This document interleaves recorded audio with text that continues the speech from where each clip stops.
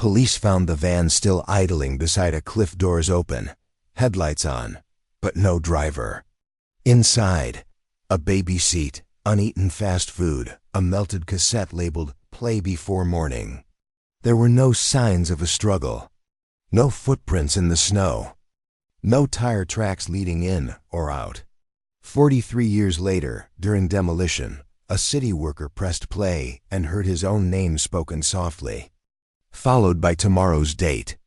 Then a second voice whispered, 2 more to go. The engine had long stopped, but the van was still warm.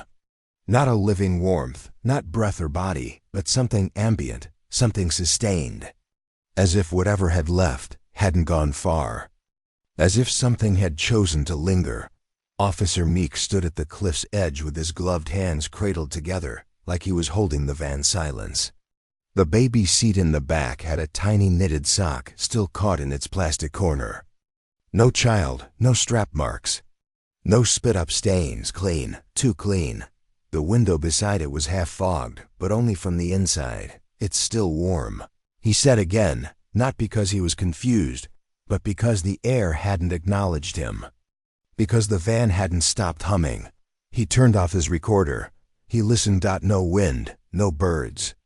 Not even the crackle of winter branches. Just the faint hum, mechanical, low, like the sound of an old hymn played beneath water. The tires were still soft. No air escaped when he pressed. But there were no prints in the snow around them. No drag, no tread. Just 4 rubber shapes that seemed to have emerged from beneath the earth instead of driven in. "Where's the tape?" asked McLaren, the archivist, crouching near the open glove box. Meeks didn't answer.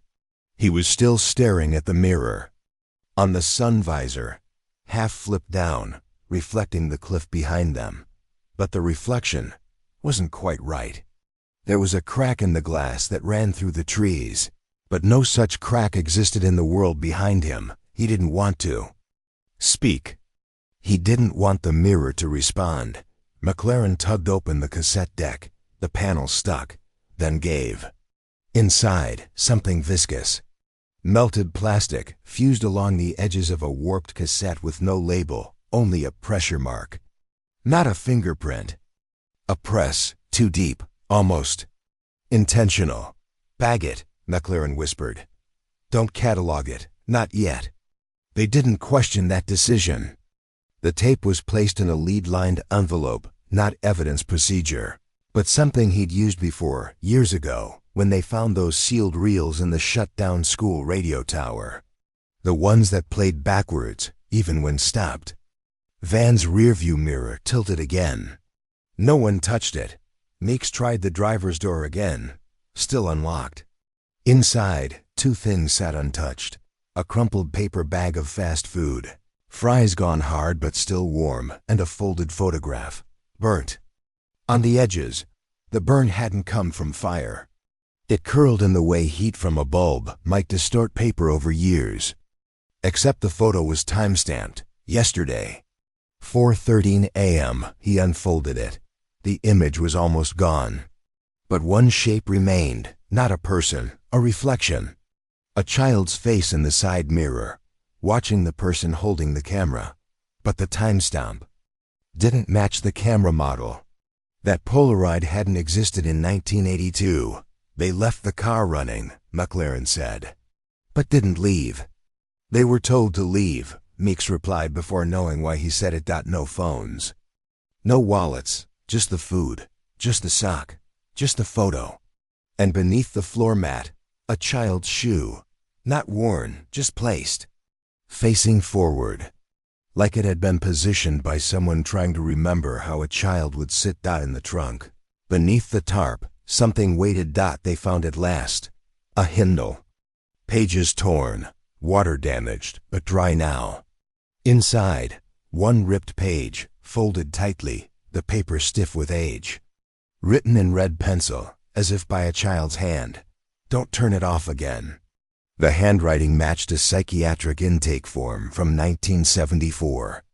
For a girl who disappeared during experimental auditory therapy at St. Innes Orphanage. The case had been sealed. Files redacted.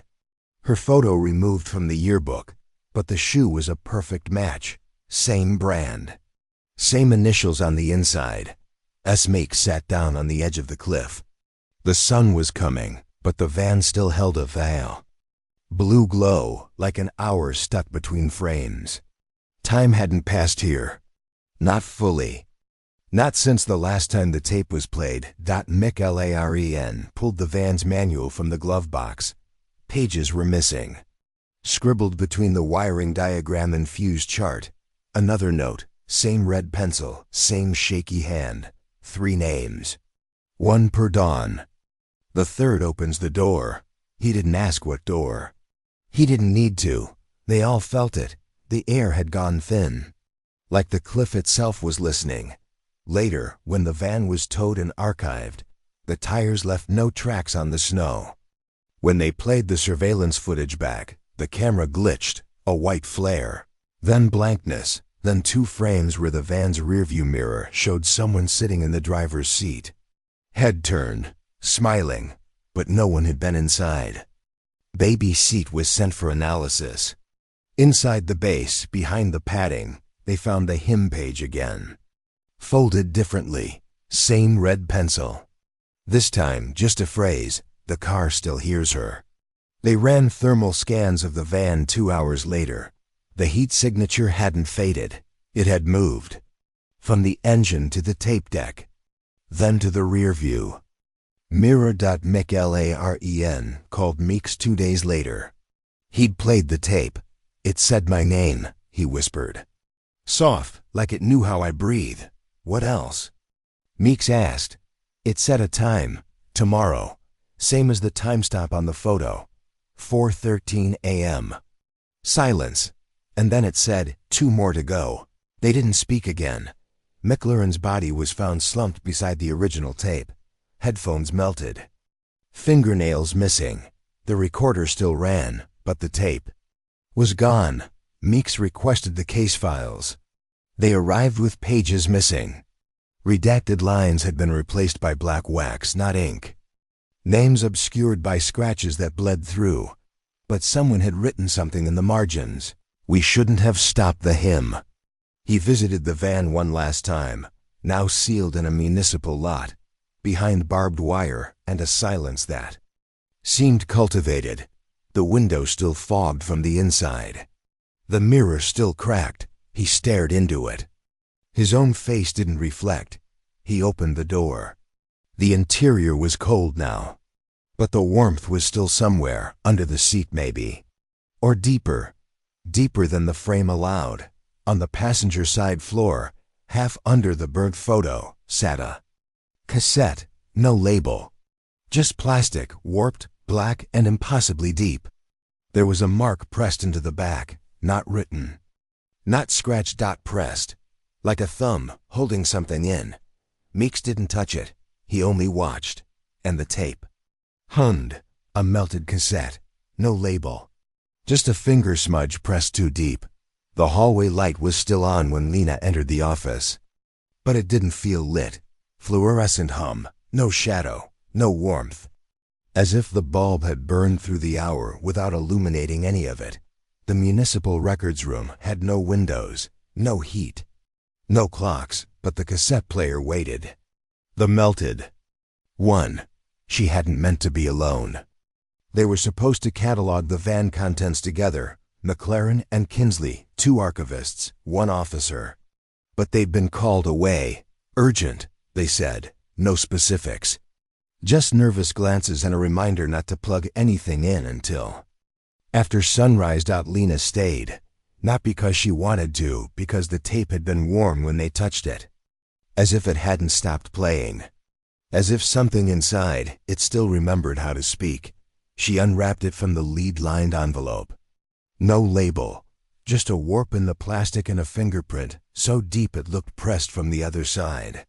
The cassette was heavier than it should have been. She placed it down, carefully. Respectfully, like it could wake. She checked the time. 4:07 a.m. The player clicked on before she touched it, not loud. Just a faint mechanical readiness like it had anticipated her breath. The tape had already rewound. But not all the way, just to the exact second where the sound should begin. She hesitated. Pressed play. There was no hiss. No static, no real spin. Just a voice, calm, male, young, spoken like a list read in candlelight. Eleanor May Dunning. Lena. Blinked. That wasn't anyone on the crew, not anyone archived. She wrote the name down anyway, then silence. Not the comfortable kind. The missing kind. Like a page torn out mid-word. The room didn't echo anymore. As if sound had curled inward and sealed the corners. Then came the second. Voice. Too close. Too wet. Like it had leaned inside her eardrum and breathed across bone. Calloway. The name landed without context. Just syllables. Then the tape rewound. Itself. Not fast. Not mechanical. It unwound like a mouth unspeaking something. It had no right to say. Lena stepped back. The player wasn't plugged in. She checked the socket. Nothing. The switch was off. She looked at her notes. The handwriting had changed. The name Calloway had been written in red. Not her pen. There was breath on the glass of the file cabinet behind her. Human breath. Oval and fogged. But the room was 39 degrees. She hadn't exhaled near it. There was no one else. She turned around anyway. The drawer beneath the recorder was open. It hadn't been before. Inside, a hymn page. Torn, crumpled, still damp. The same as the one from the van, but the lyric had changed. She hears again. She remembers before. She backed away from the drawer, but her foot struck something soft. A shoe.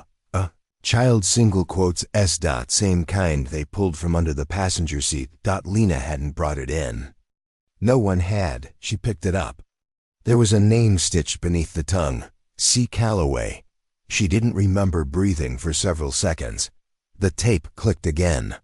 Rewound again. This time, the voice was wrong. Not a name. A laugh. Low and artificial. As if mimicking something once heard in a hallway long collapsed. Then the lights dimmed. Not off. Just pulled. The sound of the light was louder than the glow it gave. Lena moved to the hallway. The cracked office door showed something strange. On the outside, a glow that shouldn't be possible from the inside. Flickering like candlelight. She opened the door. There was a handprint on the tile. Wall across from her. Wet, but not from water. Some black-gray smear that pulsed slightly. Under light, her stomach folded in on itself. She knew that hand size. They'd cataloged it yesterday on the mirror inside the van. A child's hand, too large to belong to anyone living. She stepped closer. The print was drying, curling at the edges like burnt paper. Then she saw the date written beneath it. 4:13 a.m., but the time on her watch was 4:11. She returned to the office. The recorder was playing again. The tape hadn't been touched. A new voice, whispered, female, younger, sing-song. Name 3, burn the 4th, close the hymn. She wrote it down. As she moved her pen, she noticed the burn mark along the edge of her notebook, a slow curve, the same one that melted the photo from the van. She flipped to the back. There it was, tucked into the final sleeve. A photograph she hadn't placed. Of her, from behind, sitting in this room. This very moment, but in the reflection on the cabinet glass behind her. A second Lena, watching, hand raised. Not waving. Pointing. She dropped the photo.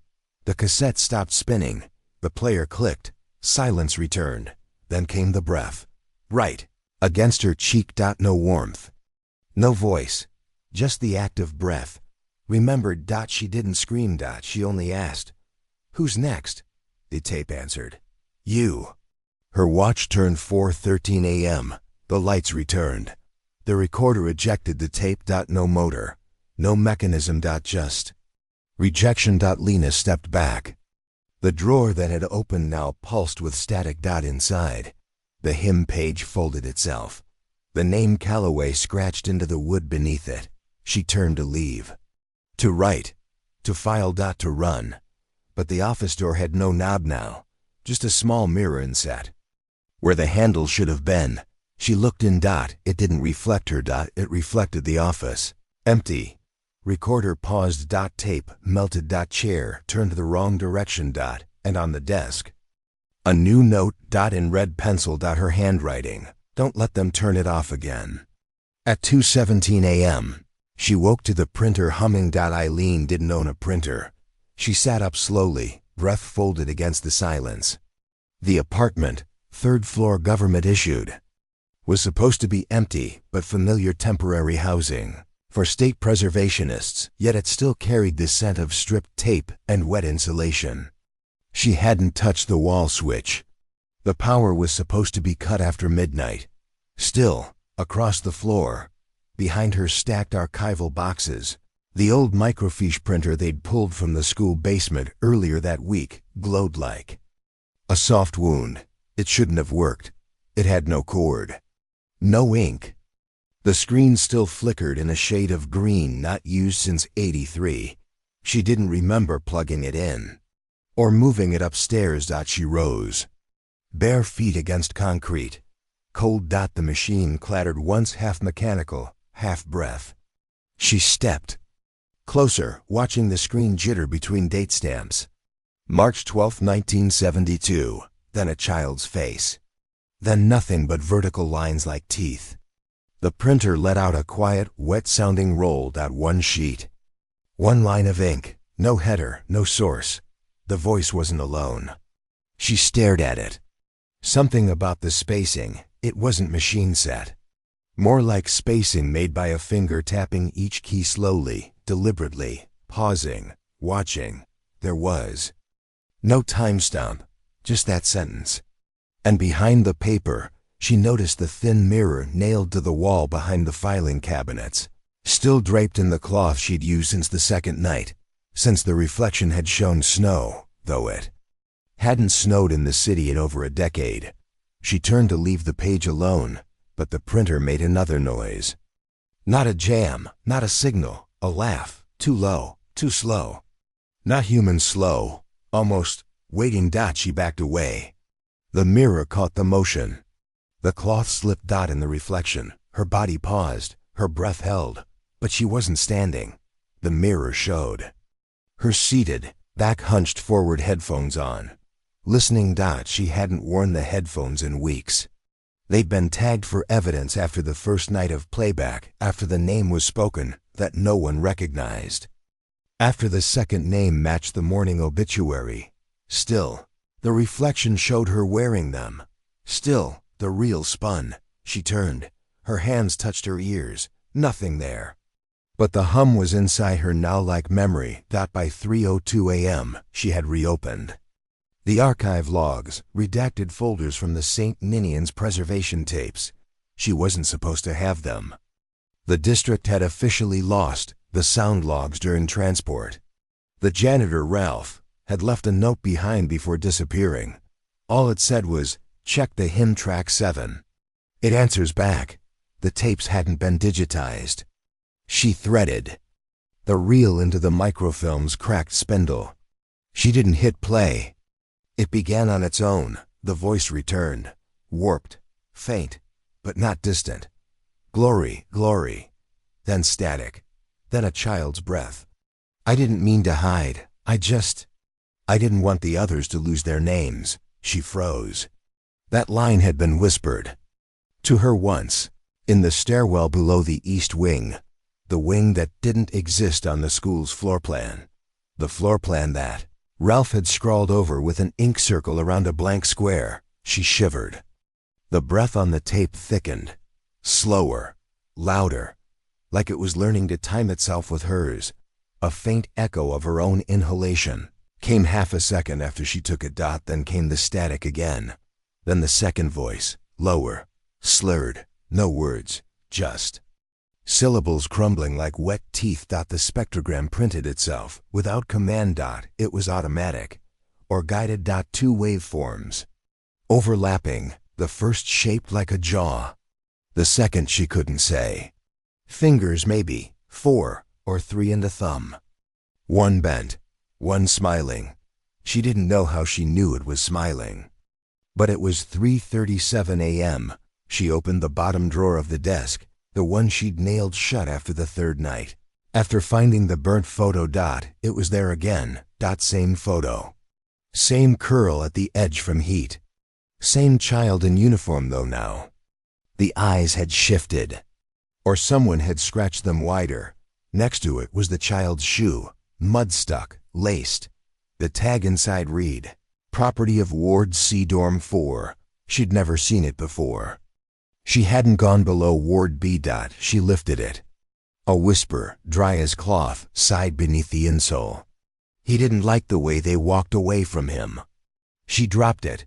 Behind the drawer, behind where no space should have been, was a slip of torn paper. The hymn. Hymn 217B. Come little ones, the silence waits. She remembered the melody from the school's intercom system, from the archive reels, from somewhere before memory hardened into guilt. They sang it every Thursday before lights out, except it wasn't in any of the official school hymnals.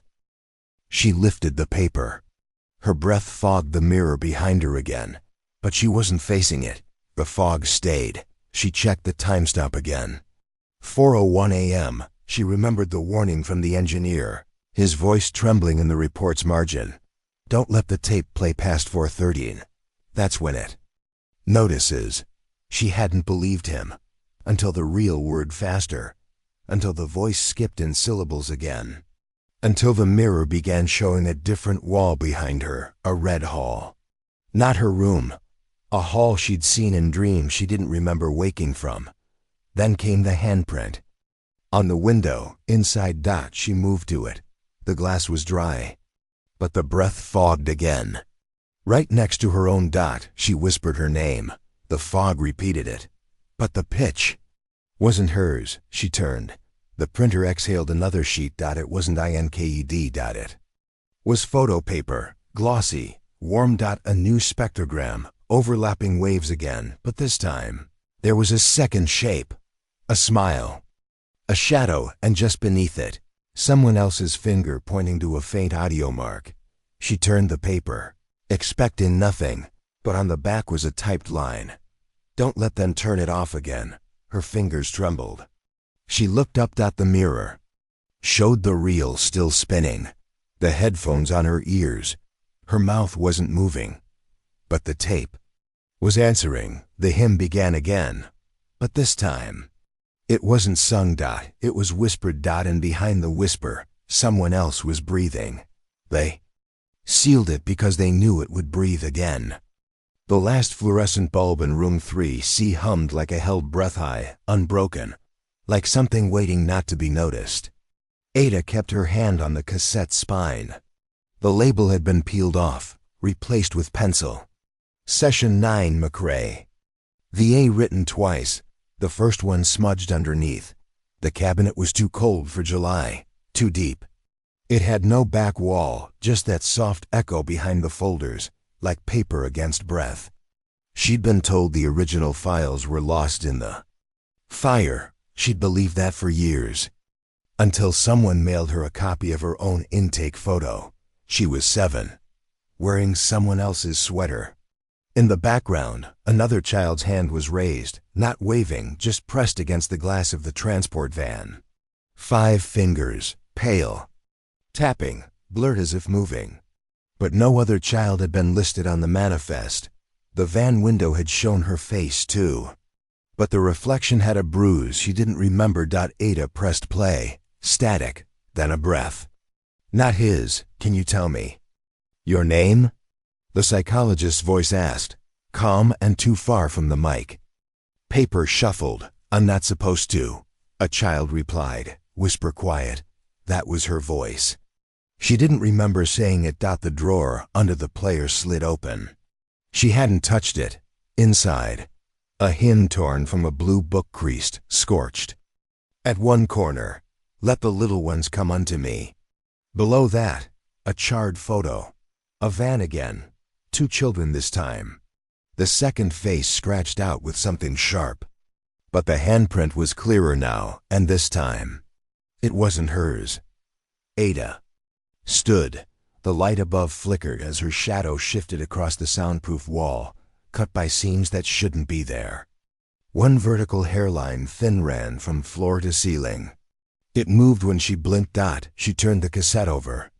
Session 10. But in pen, someone had written, "Closure file." She hadn't come for this. She'd come because the state told her the case was finally available. Because the new archivist said something odd. The files feel resealed, like they'd already been opened. When she'd arrived, the receptionist handed her a pass printed yesterday. Her photo was newer than the one she'd sent. And in the background of her ID, a mirror reflected a year that hadn't happened yet. Session 10 clicked into the machine on its own. More static. Then, "You're safe now, Ada." The voice was not the psychologist's. It was a woman's. Too familiar. Too calm. Ada's knees buckled before her brain named it. Her own voice. But older. From somewhere else. A decade too late. "You're safe now, Ada. But don't say it. Don't ever say what you saw in the glass." The drawer clicked again. Closed. The crack in the wall was lower now. Near eye level. The breath on the cassette stopped. Then, faintly, the sound of tapping. 5 slow taps. Wood on glass. Then a child's whisper. "He told me to smile for the mirror." But the mirror didn't smile back. The sound cut. The tape kept spinning. Blank hum. Ada stared at the photo again. The van's side mirror showed the front seat. No one driving. Just a hand resting on the steering wheel. Thumb missing. She remembered now. The intake room. The state psychologist, Dr. Lauren. How he asked about dreams, but never wrote down the answers. How he kept staring at the mirrored glass behind her, even when she stopped talking. She remembered the hymn. The burned edges. How they'd sung it while the alarms were going off. The cabinet had another drawer below. No handle, just dust. But her fingers found a groove, pulled, more tapes. All labeled Session 9, 12 copies. Every one marked McRae. But in different handwriting. She played 3. Each ended the same. Static, then a child's voice. 12 different final words.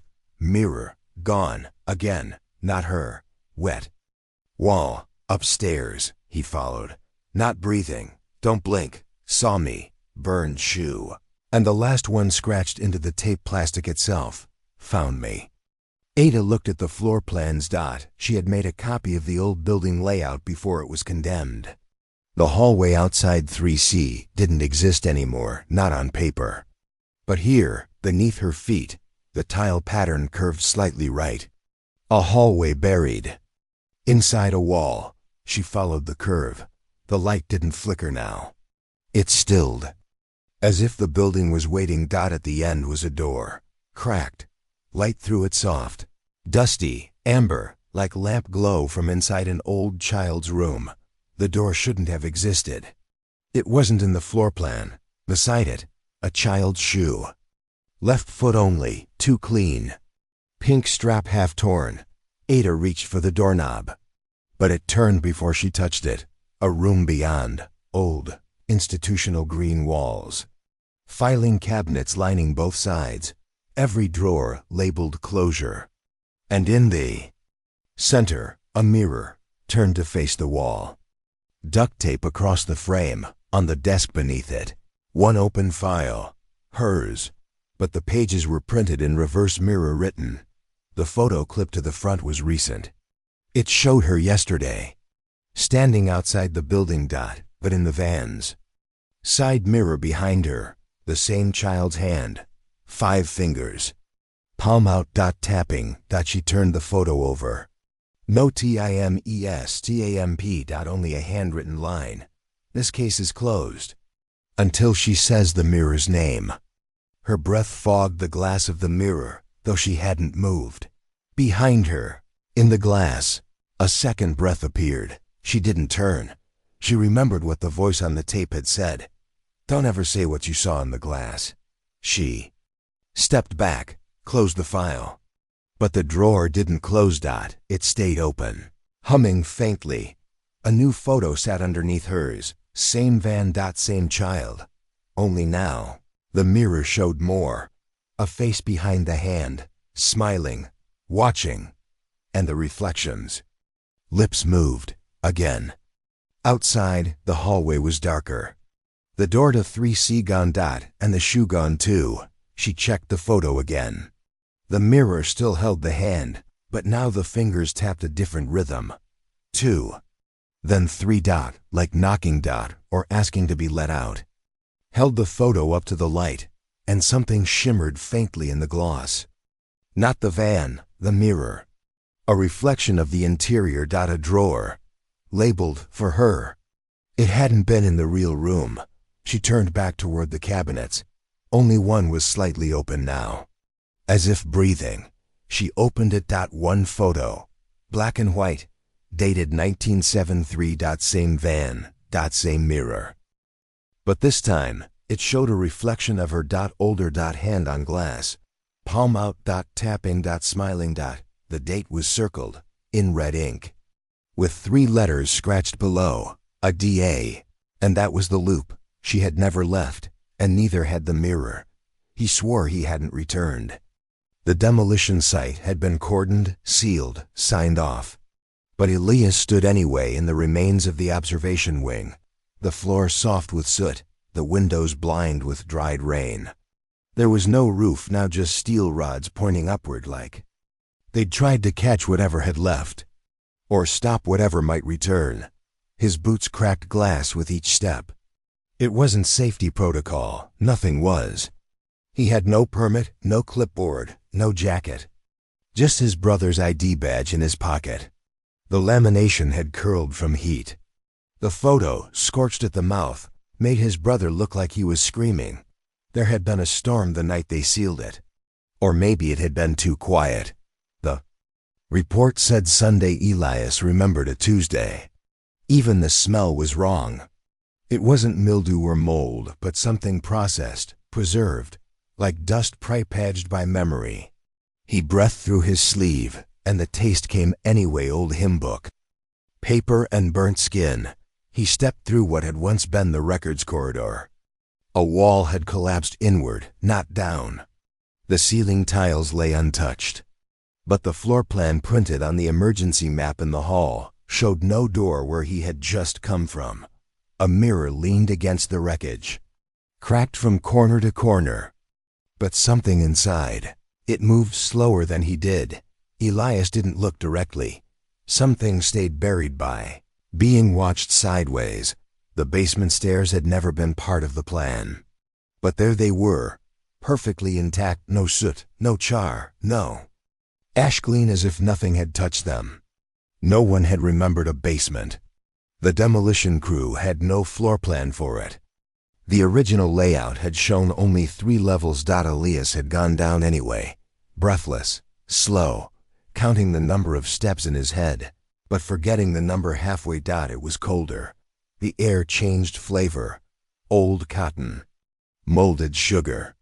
The kind of quiet that wasn't natural, like someone had pressed record. Before silence began, the hallway below was lined with drawers. They weren't cabinets, drawers. Full length. Oak.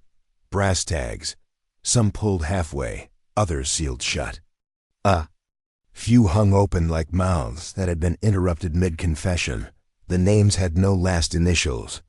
Just Adeline, Thomas, Miriam, Daniel, as if surnames had never been needed. As if this place had decided first names were enough to lose someone. He opened the drawer, labeled Adeline. Inside, a shoe. Child-sized. The toe bent inward like she'd been the kind who kicked the floor when she sat still too long. A photo curled into the corner, burnt around the child's eye. Her face was smiling, but the background didn't match the caption scrawled on the backfield trip, 1969, because the mirror behind her reflected a wall poster for the moon landing. Dated 1971, Elias closed it, gently, like he was apologizing.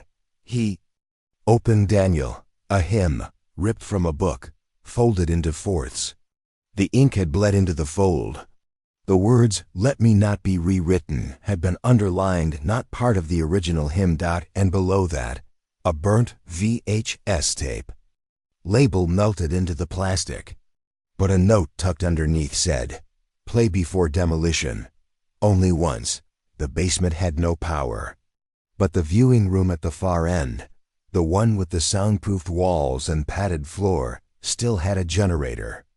Its hum was wrong, too low, too steady, like breath that didn't belong to the room. Elias placed the tape inside the old console. There was no timestamp, no countdown, no intro slate. Just the tape, already playing. It showed the room he was in. From a different decade. A woman sat in the corner, wearing an observation pin. Her mouth was moving, but there was no sound. Behind her, a mirror, clean, uncracked, reflected her back. The camera shifted. Same room, but the woman was gone. A boy now. Standing barefoot in the center, head tilted, he mouthed something.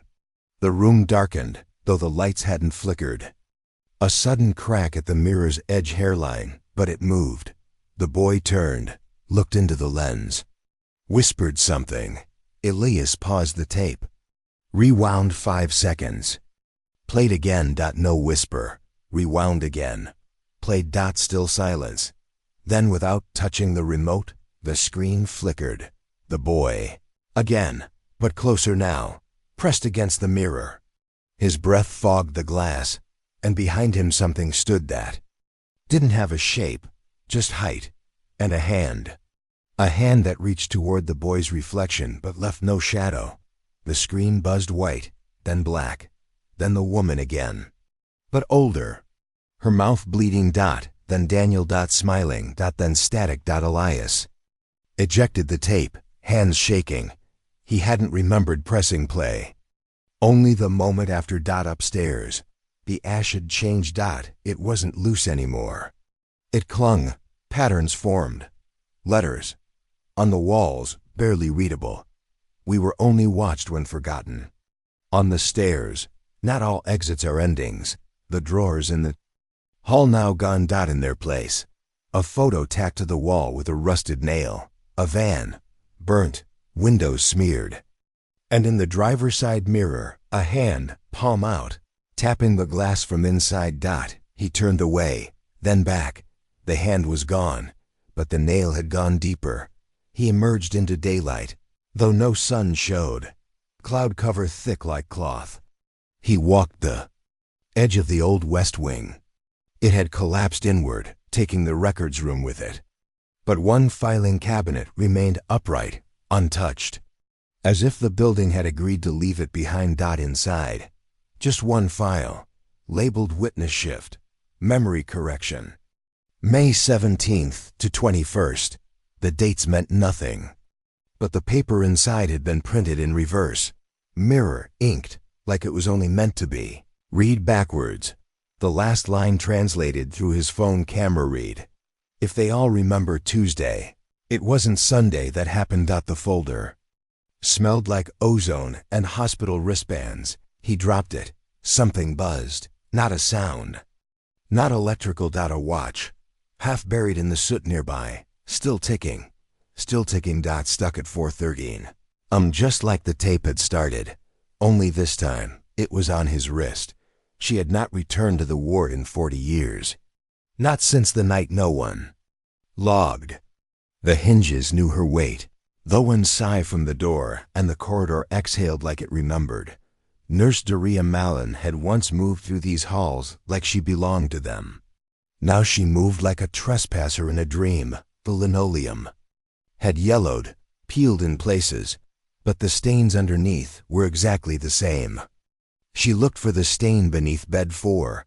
It had once been blood, though they'd insisted it was iodine and that no birth happened that night.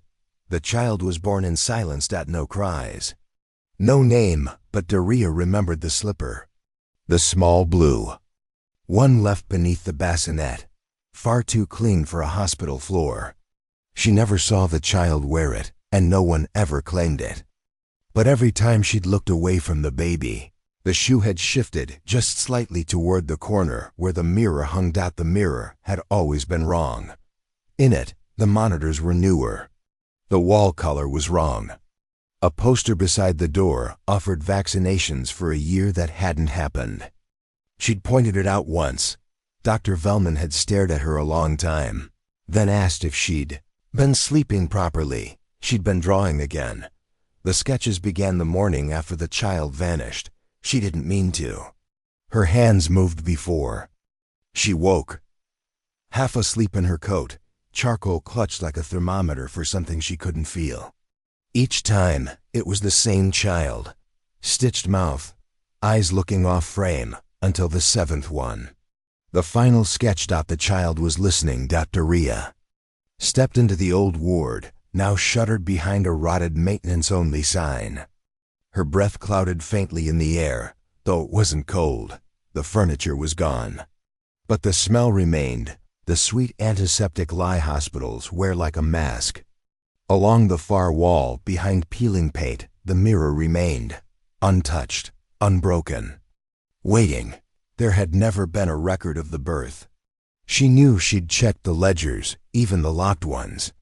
The file cabinet had a drawer that shouldn't have existed. Between maternity 1981 and surgical transfers, there was a shallow, unmarked drawer with no handle.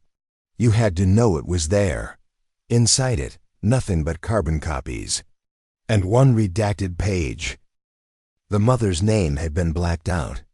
But Daria remembered the hymn the woman hummed between contractions. Jesus, tender shepherd, hear me.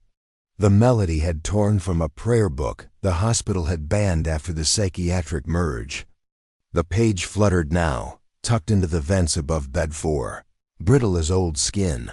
Something had been waiting to be found. Her hand brushed the mirror frame. It was warm. She flinched back. In the glass, her reflection stood slightly off-center.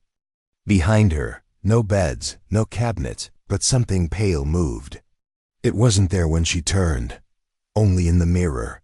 A nurse's cart. A handprint on the supply cabinet. A figure walking away, cradling something cloth-wrapped, mouth turned down. In silent lullaby, Daria's breath caught. She wiped the glass. The breath fog remained not on the mirror, but on the air between. She wasn't alone. She followed the echo, down the back stairwell where the light cracked through the fire door. Like it had been waiting for her specifically. Each stair groaned, not under her weight, but as if remembering someone lighter. Smaller. She reached the basement archives, the old filing room. Sealed for asbestos, they said, though she knew better. Not a single birth record from 1982 survived. The accidental flood. And yet on the back wall, a shelf she'd once marked empty now bore a box. Dustless, she opened it. Inside, a burnt photo. Half melted, the image curled. Eaten by flame, but the outline of a baby seat remained. Number. Infant, no straps. Just emptiness. Beneath it, taped to the bottom, her own handwriting. She had no mouth, but I heard her humming. She hadn't written that, but she remembered writing it.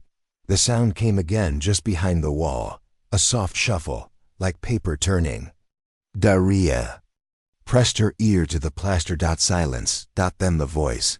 Faint, childlike, like breath pushing against glass. Am I still waiting? She stumbled back. Her hip hit the shelf. Something fell. The child's shoe. Blew. Untouched by time, she knelt, trembling. Held it. It was still warm. Something watched from behind the air. She could feel it now, the weight of memory bending. Around the walls. She moved toward the old nurse's station, long abandoned. Wires pulled like veins from the wall. The sketchbook was still there. She didn't know who had placed it. She didn't remember leaving it, but it was hers. Her initials. In the front, the spine stitched by her hand. Page after page. The child. Sometimes in a crib. Sometimes beside a mirror. Once, inside the file cabinet drawer, her stitched mouth open, not screaming, smiling. And then the final page. The child faced forward, eyes wide, one finger to her lips in a silent hush. The stitches gone. In her other hand, she held the hymn page. Below her feet, the outline of the mirror frame. But in the mirror, Daria was the one drawn staring, transfixed, unaware. The date in the corner, July 27th, 2025. Tomorrow. But the sketch was yellowed. Dated with the hospital's old rubber stamp. 43 years ago. Her name written in block. Letters beside it, Malin D. She heard the breath again. Not her own. A fog on the mirror glass across the room. She turned. The mirror now reflected a nursery. Empty, except for one baby seat buckled, rocking. The shoe was missing. And on the floor below the mirror frame, etched into the tiles that had not been there moments ago, she wasn't erased. You just let them. The light flickered. The cabinet behind her opened. Inside, a swaddled cloth. Empty. Except for the sound. Not a cry. A hum. The hymn. But slower now, reversed. She backed toward the door. Reached for the knob and saw her own hand. But not as it was now, younger, still with the ring. She'd lost decades ago, trembling, holding a match. Lighting the photo, the burnt edges, the melted image. She dropped the sketchbook. The pages fluttered to the floor, revealing one last drawing hidden beneath the spine. A self-portrait. Her, holding the child, eyes bleeding charcoal, the child's stitched mouth whispering into her ear. You named me. Then you forgot. And beneath it crossed out, then rewritten in deeper ink. But I never forgot you. The hospital trembled faintly. Or maybe she did. She looked down. The shoe was back. Only now it was wet. She stepped back into the corridor. Behind her, the drawer she'd never opened slid shut, and from inside, one final sound, a handprint, soft, against. Glass. Still forming, still listening, still waiting. The static wasn't white. It bled. Mallory pressed the receiver to her temple like it could stop the sound from crawling behind her eyes. The control room clock read 4:13 a.m., the red digits shaking slightly in the glass. She hadn't touched anything. No mic keyed. No towers cycling. Yet the room hummed with an emergency alert tone no one had sent. She tried to blink the sound off, but it followed her under the lid's low, wrong, pulsing like something dragging chain behind it. 2 more to go. The phrase had repeated 7 times. Now, always whispered, always in the exact same breath, like a loop. But no machine in the room was spinning. The reel-to-reel was off. The server was offline for nightly maintenance. And the repeater tower it was supposedly broadcasting from had collapsed in a fire in 1992. She'd seen the burn marks. The metal warped like it had screamed. Her headset crackled again. Mallory? It was Lauren from Dispatch, voice thin, and layered over itself like it had echoed through a drainpipe. You didn't send that, right? She didn't answer. Couldn't. The air smelled like wires gone wet. The logbook sat open in her lap, red pen uncapped, uncaring. The last line she'd written had become illegible, the ink bleeding sideways across the paper as if the letters themselves were resisting history. 2 more to go. Read the line beneath it. Same hand, same red ink. But not hers, the chair across. From her moved. Not a shift. Not a creak, moved. It scraped 1 inch back from the console, then nothing. The screen next to it flickered a mirror feed, meant to display what was seen from the station's south-facing tower cam. It should have been dark, but there was light, not street light, not dawn. Something more like hospital light, flat and overhead. The figure in the chair wasn't hers. She rose slowly, the headset cord stretching like it didn't want her to go. Her boots made no sound. The linoleum seemed deeper than it had yesterday, as if the ground had softened, waiting. She uncoiled the emergency flashlight from the wall rack, though the power hadn't gone out. Not officially. But the fluorescents were stuttering, one by one.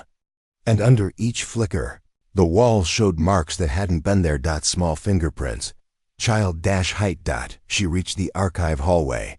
The door was already open, light leaking through a hairline crack. No one was supposed to be down there. The old tape records had been digitized 2 years ago, boxed and sealed by state mandate. But one drawer third from the left, 6th row down, was half open. She never remembered there being a 6th row. Mallory stepped closer, flashlight flickering. As if some unseen breath touched the beam, the drawer wasn't on wheels. It shouldn't have slid. But it moved half an inch as she reached it. Inside, a reel-to-reel tape, label burnt off. A post-it inside with one handwritten line: "Do not play during broadcast." She felt the old player before she saw it, its presence at the back of the room, like something that had waited to be needed again. Dustless, plugless, ready. 2 more to go. The phrase wasn't from the tape. She knew that now. It was older. She remembered it. She had heard it as a child 4 decades ago, during a school safety drill that no one else remembered happening. The teacher's voice had gone flat. The windows had gone black.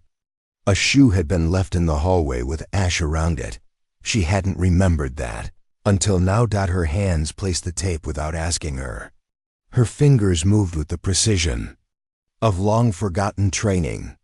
She pressed play, static, then a hymn. Half words from a voice already crying. A child's voice, repeating something in a melody that didn't match any known liturgy. She knew the tune. It came from a page torn from the hymn book her sister used before the fire. The song they buried with her when there was nothing else left. The screen behind her lit. She turned. Not a camera feed. A photo, burnt at the edges. Mallory and her sister on the church steps, except her sister's mouth was stitched. Not bruised. Not hurt, stitched, with thread. In the photograph, Mallory had never seen this photo before. Except she had drawn it in chalk at age 9. On the floor of the church basement, while adults argued about where the emergency broadcast had come from. They'd said the signal was a prank, that the ashes found in the stairwell were from an old camp stove. They'd shut the basement. Tiled over it. She was standing on it now. The hairline crack in the corner of the archive floor began to stretch, quietly, like it had waited for the right phrase to open. 2 more to go. She turned to the mirror. On the wall. It had always hung there. A security relic. But it was reflecting something that didn't exist. A hallway, peeling wallpaper. The pattern shaped like the hymn's melody, sharp curves, repeat bars, breath marks. A girl stood at the end of it. Her dress was half burned. Her hand was holding a shoe. Mallory's sister had never had time to run. The fire began in the stairwell. The girl had turned back for the shoe. The alarms hadn't sounded. The photo in the mirror showed the same hallway. But now someone had scratched a name into the wall behind the girl. Mallory. She stepped toward the mirror. The hallway within didn't change angle. It remained dead-on, unshifting, like a broadcast frozen on a still. A breath fogged the glass. Not hers. She wiped it. A handprint stayed. The reel-to-reel stopped. No one had touched it. No power ran through the wires. The emergency lights began to strobe, then flickered out. In the dark. She heard it again. 2 more to go, only this time. It continued. Then the list began. A name she didn't know, a name she did, and then hers. Mallory. V. Harlan. Age, 9. Declared lost, June 2nd, 1983. She never disappeared. She remembered not disappearing, but the file was there now, on the table beside the tape. Redacted except the name, age, and date. She flipped it. Behind it, a child's sketch. Crayon. Red. Black. Ash-colored. Her own drawing. She knew it. She remembered.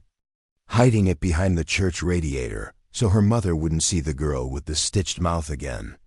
The girl was listening now. In the drawing, her ear was turned. Not like the original sketch. She was hearing. The floor beneath Mallory ticked, like real teeth catching. She turned to run toward the control room. The outside, anything but the hall was longer than it had been. The crack in the floor followed. A drawer slid open as she passed, one she hadn't noticed. Inside, the burnt photo. It hadn't been in the archive. It hadn't been anywhere.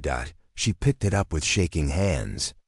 The girl's mouth was no longer stitched. She was smiling. Not a child's smile. The kind of smile mirrors remember. The emergency broadcast alarm triggered again, but there was no power. She looked up.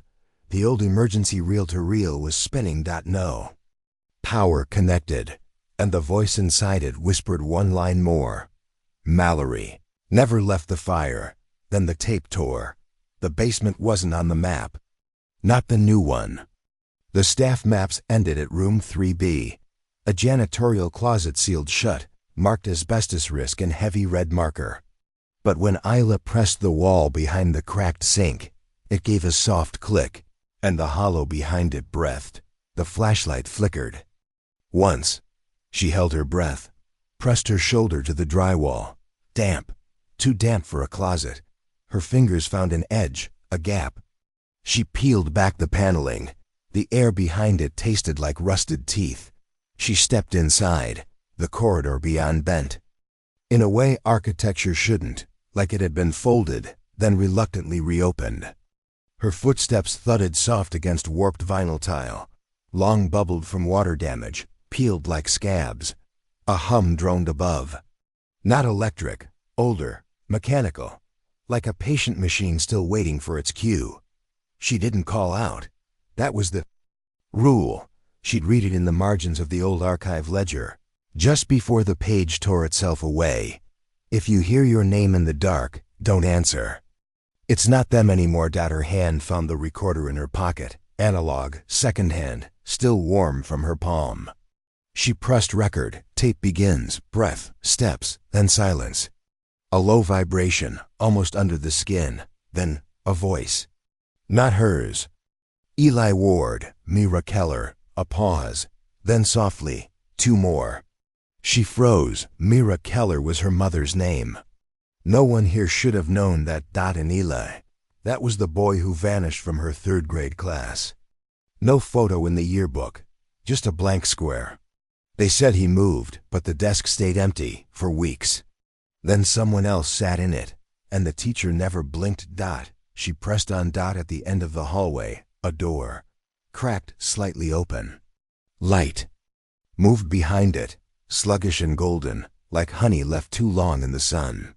She nudged it with her toe. Inside, reel-to-reel machines sat in a circle. 7 of them, gustless, plugged into nothing. All but one were silent. The 7th spun. The magnetic tape ran, slowly, as if remembering in real time. On the floor beside it, a hymn page, torn unevenly, pinned by a child's shoe. The name Delia stitched into the strap. Isla didn't touch it. But the shoe moved, not much, just enough to let the page breathe. She stepped closer. The tape whispered again. Eli Ward. Mira Keller. One more to go. She hit stop on her recorder. But it didn't stop.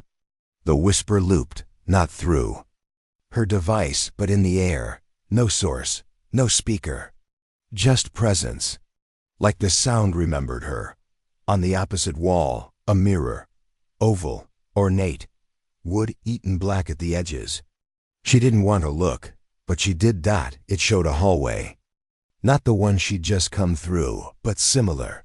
Cleaner, with fresher paint and children's drawings taped along one side. The timestamp burned at the bottom, April 7th, 2027. 2 years from now. In the reflection, a child passed, blurred. As if caught mid-run, a blue ribbon trailed from her hair.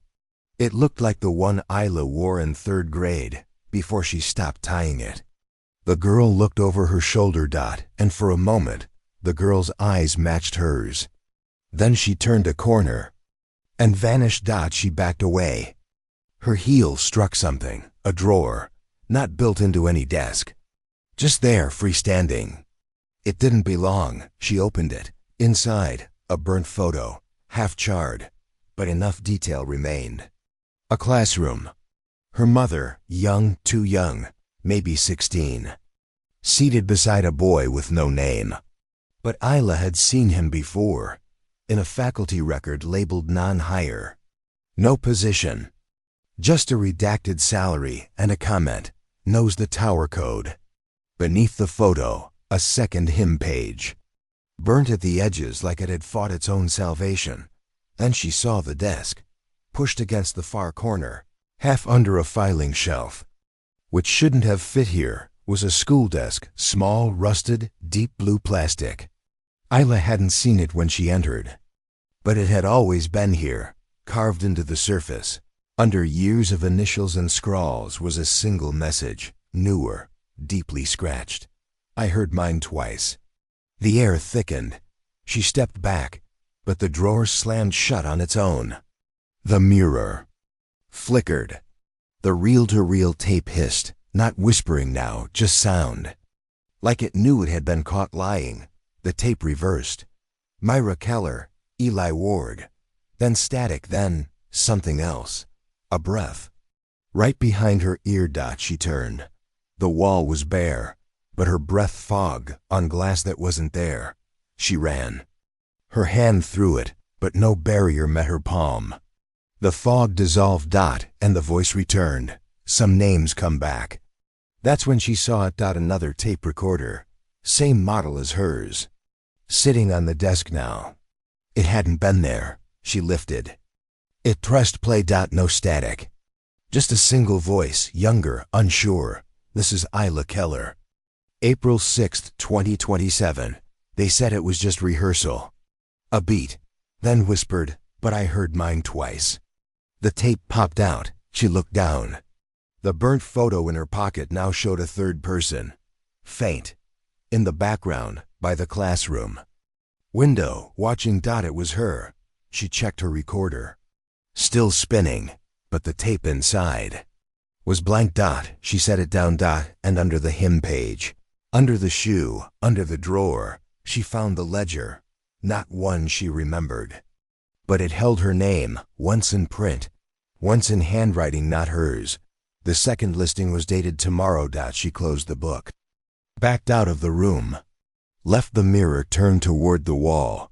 But as she reached the corridor, a low groan followed. Drawer, opening again. She didn't look. She didn't need to. Somewhere down the hall, a child's voice sang the first line of the hymn, off-key, as if unsure of the melody. And then another voice, older, breathless, joined in, humming under it, but never meeting it. The mirror's reflection flickered once more behind her. The hallway was clean. Again, children's art on the walls. A desk in the far corner, still scratched. Still blue, still waiting. I heard mine twice. Whisper on degraded tape. Don't listen past the fourth note. That's when it starts remembering you. They brought her in after the fire, not because of it, but because she had seen it. Too clearly. 32 years after the last patient had been relocated from the East Wing, Miranda Fletcher walked past the locked doors of Briarwood Psychiatric, a nex with a satchel of case files she wasn't supposed to have. Her left hand still smelled faintly of singed leather. Her voice recorder clicked as she passed through the reception hall, a room stripped to its cement veins, windows cross-hatched with paint and shame. The mirror above the receptionist's desk was the only thing untouched. It showed the year 1971 behind her. She didn't flinch. She pressed her hand to the strap across her chest. The satchel held 2 items, a burnt photograph of 12 boys sitting on identical cots, one of whom had been officially declared unborn, and a court-sealed cassette labeled, Whisper, Room 310. That room, by all existing blueprints, had no door. Miranda had tried not to remember her brother's voice, but the tape, the first one she recovered, had his laugh, just before the scream. Down the corridor she passed. A storage cart knocked sideways, rust eating into its wheels. A trail of scuff marks curved toward the wall, where a cabinet had been built directly over what once might have been a doorframe. She exhaled, slowly. Her boots touched the edge of tile that didn't match. 3 shades darker, cleaner, newer, like the hallway had grown around something. She tapped twice on the wall. Silence. Then very faint, like something adjusting in its sleep, came the hum, not mechanical, not electric, something remembered. She stared at the cabinet, tugged at its drawer. It didn't open. It breathed. Only once. A soft inhale, like settling lungs. Then still, her voice recorder hissed. She thumbed it off. Room 310, if it existed, had not forgotten her. It had just waited. She retraced her steps and found a supply hatch, labeled maintenance, authorized access only. The key from her father's effects, the one they told her, was a mistaken inventory slid in without resistance. The hatch groaned open. Dust peeled from the hinges like dried skin. Inside, darkness and stairs. Angled downward, not into a basement, but between walls. A stairwell that no renovation map had shown. She descended. The concrete grew tighter around her shoulders. At the third landing, the mirror appeared, hung crooked on a water-warped beam. The glass was cracked top to bottom. It reflected her, then DIDN single quotes T. Her figure blinked out. When it returned, she was 7 years old, holding a hymn book missing its final page. She stepped past it. She didn't touch the mirror. She didn't breathe. Room 310 had a number, but not a name. The placard on the door had been burned down to black metal, warped at one corner. The handle turned too easily. Like it had been unlocked this whole time. She entered. Silence. Dust. Then something beneath both. The walls pulsed faintly, not visually, but in pressure, as if someone behind them whispered through cupped hands. Always one syllable too soft to decipher. Miranda closed the door behind her. No chair, no bed, no patient files. Just a circular speaker embedded behind the one-way mirror that stretched the width of the far wall. And in the center of the floor, a child's shoe. She didn't touch it. She crouched. The rubber sole had melted into the tile, but the laces were clean. Clean in a way that was impossible, like someone had replaced them after the fire. Her hand shook. She set down the recorder, clicked it on. The room vibrated. The speaker clicked. Then music. 4 notes. Played not from a melody, but from somewhere deeper. Something artificial mimicking a lullaby. It had never heard sung aloud. Miranda's eyes watered. She had heard this before. Not in dreams. Not in the archive. But in the scream that came after the 4th note. It didn't come this time. Instead, the mirror fogged only one breath. Across the lower left corner, a handprint formed where no hand had touched. Small, childlike, pressed. Palm first, 5 fingers out. Then another. Beside it. And another. Each print etched deeper, becoming impressions in glass. Not from this side. From inside. She rose. The air behind her shifted. The walls didn't hum now, they sang. The same 4 notes, slow, warped, repeating. As if waiting to be continued. She stepped toward the mirror. The speaker crackled. Then, a voice, faint, genderless, barely tonal. You were in the 3rd trial. Her knees buckled. She pressed her hand to her temple. That name. That phrase. She had found it in a redacted letter tucked in her brother's file. She hadn't known what it meant. The mirror flickered an image now, not a reflection, a room. The same one she stood in, but with restraints bolted to the floor. And someone screaming beneath the audio. Not screaming words, screaming notes, trying to match the pattern. Behind her, a drawer clicked. There hadn't been a drawer. She turned. It opened by itself from the wall. Seamless before. Now protruding. Like a tongue remembering taste. She stepped closer. Inside. A torn hymn page. Only one word legible. Return. She lifted it slowly. Beneath it, a folder. Ash-stained. Label missing. She opened it. Photos. Children in front of the mirror. One repeated. Herself. But she had never been here. Not in memory. She flipped the last photo. On the back, in handwriting that matched her father's signature. Monitor failed. Miranda heard it twice. The room fell silent. The mirror turned black. Behind her, the speaker whispered a final phrase. Project AM Whisper, Predictive Harm Application. The man hadn't spoken in 18 days. Not since the static skipped. The hospital staff had stopped asking why. They wrapped his wrists again, this time looser, like they understood something about the silence they weren't ready to name.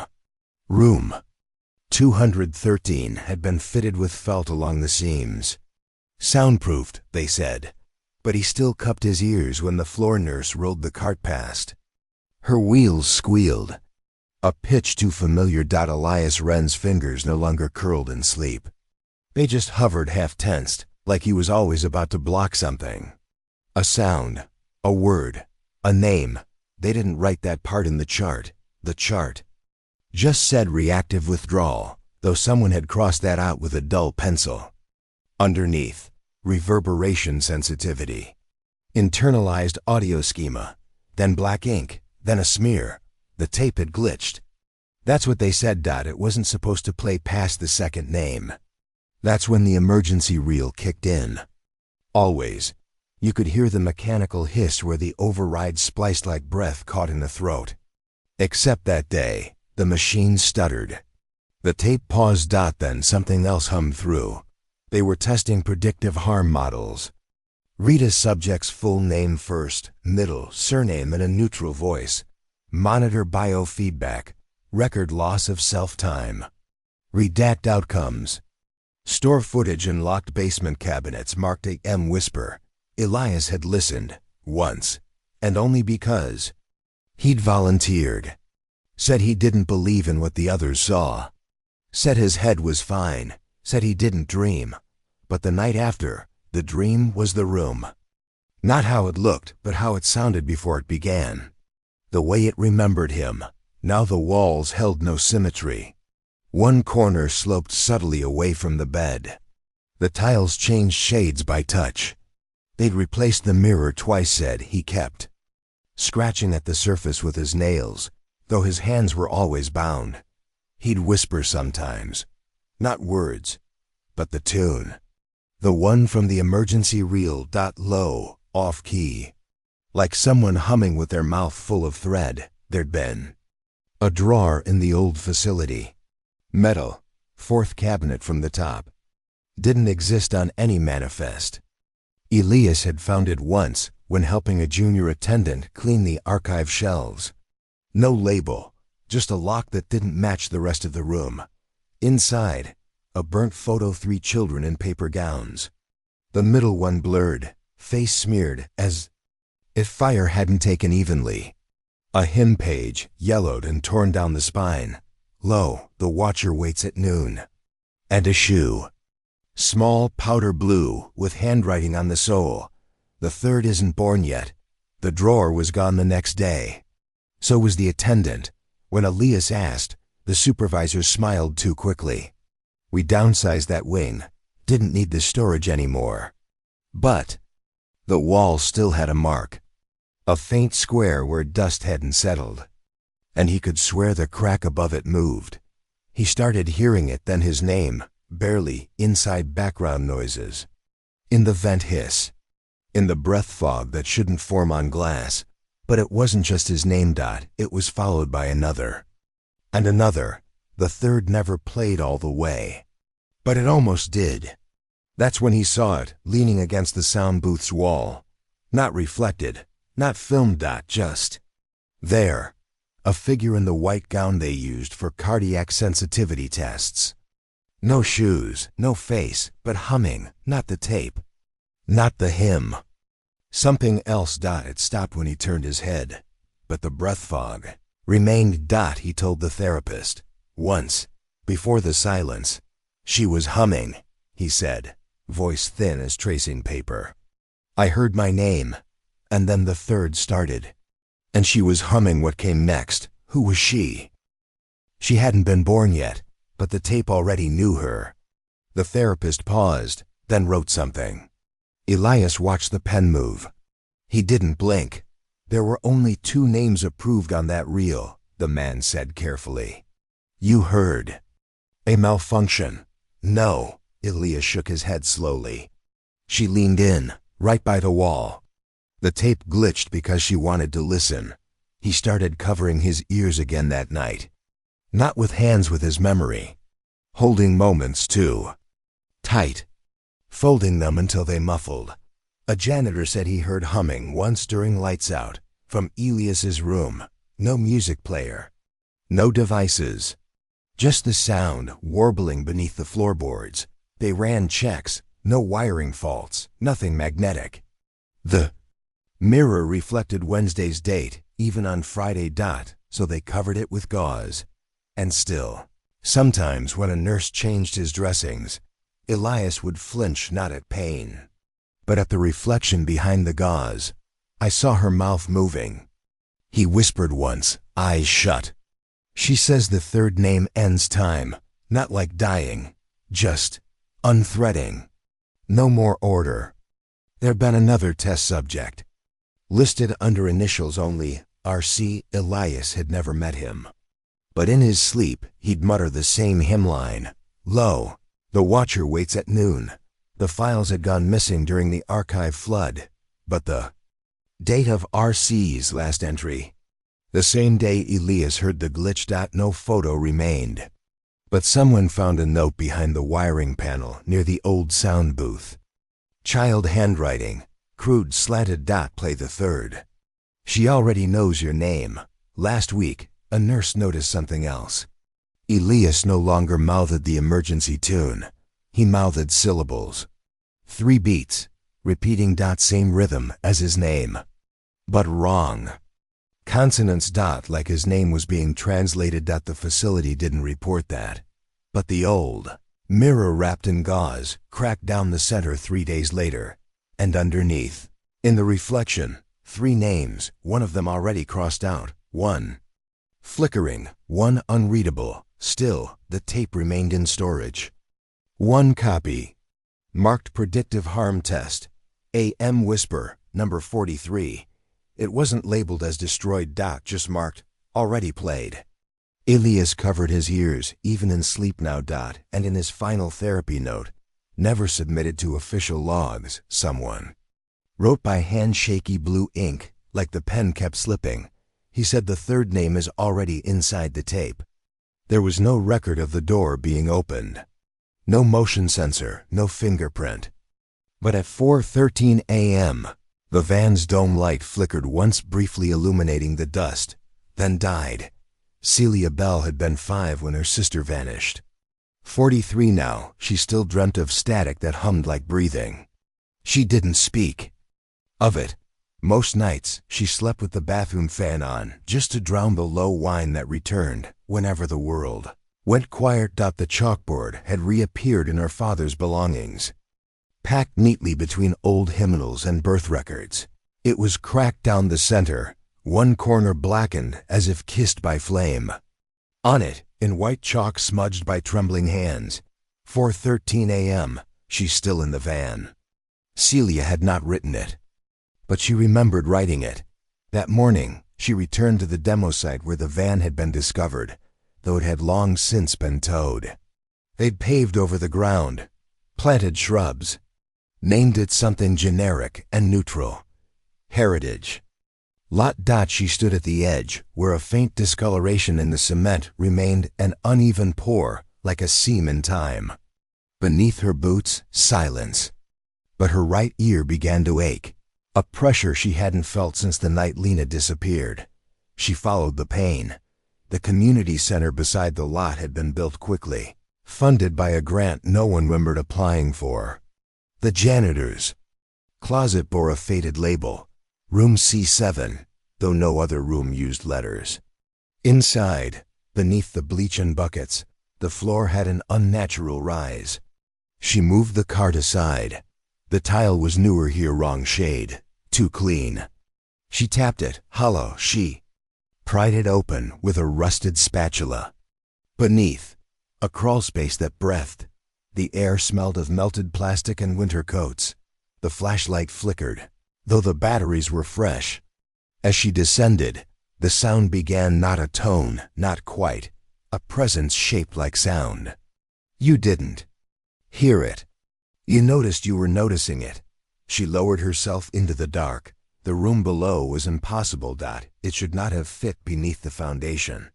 It smelled like chalkboards and carbon paper. Walls were lined with coat hooks numbered in fading gold. Child-sized shoes, most with one missing, hung like forgotten trophies. A single mirror leaned against the far wall. Its glass reflected only dust. But carved into its bottom corner, backwards, were the digits, 2027. Celia hadn't spoken Lena's name aloud in years. Now it bled from her throat like a confession. Lena. The mirror didn't move, but something behind her did. A drawer opened. Not a drawer she could see. There wasn't furniture. But the sound was unmistakable. Wood sliding against wood. She turned. There was nothing, except the hymn page. Floating down like ash. She caught it. It had a burned edge. Verse number torn away. But the lyrics were familiar. Time folds its hands when no one sings. She'd sung it the night Lena disappeared, with her mother, during the blackout. It had been their comfort song, their keep the lights on song. The moment she read the line, the pressure in her ear dropped. Her head swam, and the sound came back clearer now. Like a voice trying to remember how to be a voice. She turned toward the mirror. Now the glass did reflect, but not her. Not quite. The room was wrong in the reflection. Brighter, more intact. And in the reflection's doorway stood a girl in a red coat. One shoe missing. Celia stepped forward. So did the girl. But the girl didn't match her movements. She stepped left when Celia stepped right. She scratched her cheek, then looked horrified. As if realizing the gesture wasn't her own. In the reflection, the chalkboard was hanging upright again. Clean. Until without touching, it wrote itself, 4:13 a.m., then nothing. The last part wouldn't form. The reflection of the girl leaned forward, suddenly, and screamed, but the scream made no sound. The mirror cracked. Not in the glass. Behind it, hairline running like a stitch opening under strain. Celia staggered back. Mirror showed nothing now. Just dust again. She ran her fingers over the chalkboard in her bag. The one from her father's box. 3 dots. Spiral. Third dot scratched out. Her sister had drawn that symbol everywhere in the weeks before she vanished. Notebooks. Fogged windows. The side of the bathtub. Celia hadn't understood it then. Now. She pressed her finger into the center of the spiral on the chalkboard. Her fingernail began to bleed. The drawer sound returned. She turned faster this time and saw it, a filing cabinet embedded in the wall. Wrong height. Wrong color. It hadn't been there before. It had never been there, but it was open now. Inside, a burnt photo. She knew the picture. It had been taken in the van. Birthday party. Streamers. Juice boxes. Her sister in a yellow crown. Celia off frame, holding the camera. But someone new was in this version. A man seated in the front, face turned just enough to blur.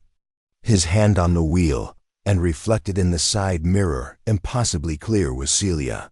As she looked now, she dropped the photo. The cabinet slammed shut. She heard chalk scratching again. Looked up. The mirror was fogged now. Breath on glass. No one stood there. But the spiral had reappeared, drawn into the fog. 3 dots. This time, the third wasn't scratched out. It was bleeding. Celia stumbled backward. Her body didn't feel like her own, like it was running from something her mind hadn't yet seen. As she climbed back into the janitor's closet, the van scent returned. Gasoline, winter air, melted plastic. And music. From inside the wall. A warped cassette playing through something too old to still work. The same hymn. Time folds its hands when no one sings.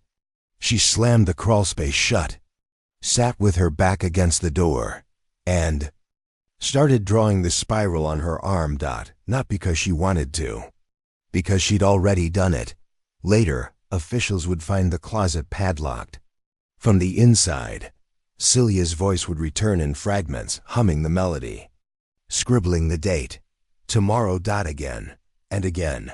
The chalkboard recovered from the demo. Site was submitted into evidence. It had changed. Beneath the timestamp, one final line had appeared in red chalk, not written, scratched. She's still in the van. The van had been gone for weeks. No paperwork had followed its removal. No tow request, no logs.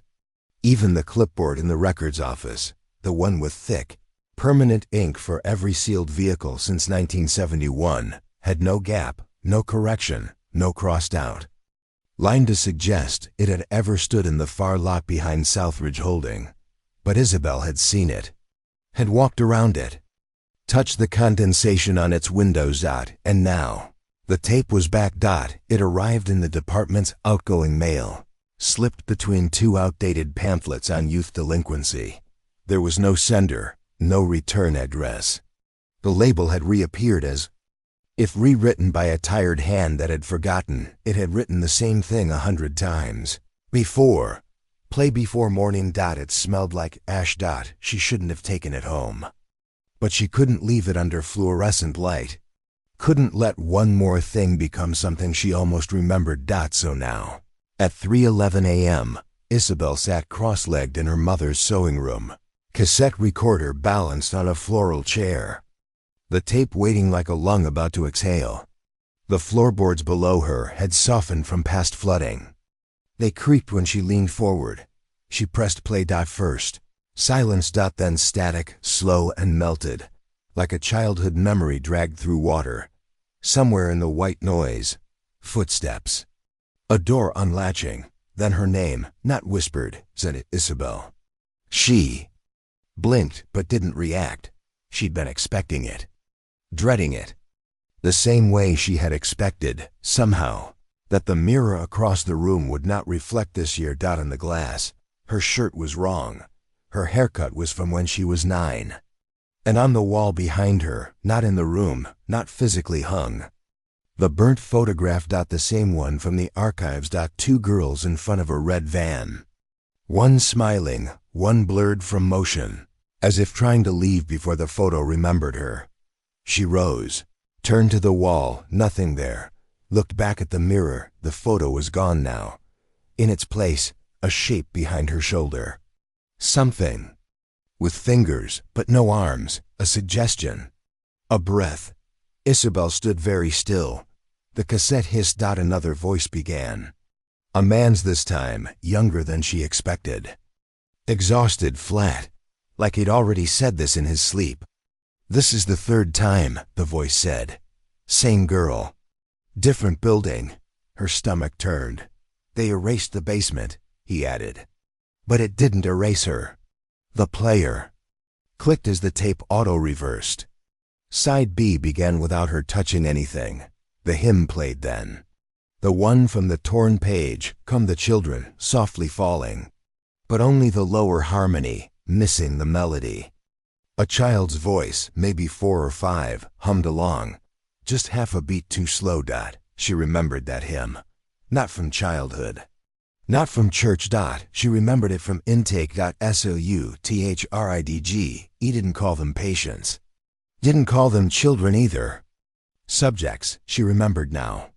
She remembered the intake room. It had no door from the outside. Her mother had always told her she'd never been admitted.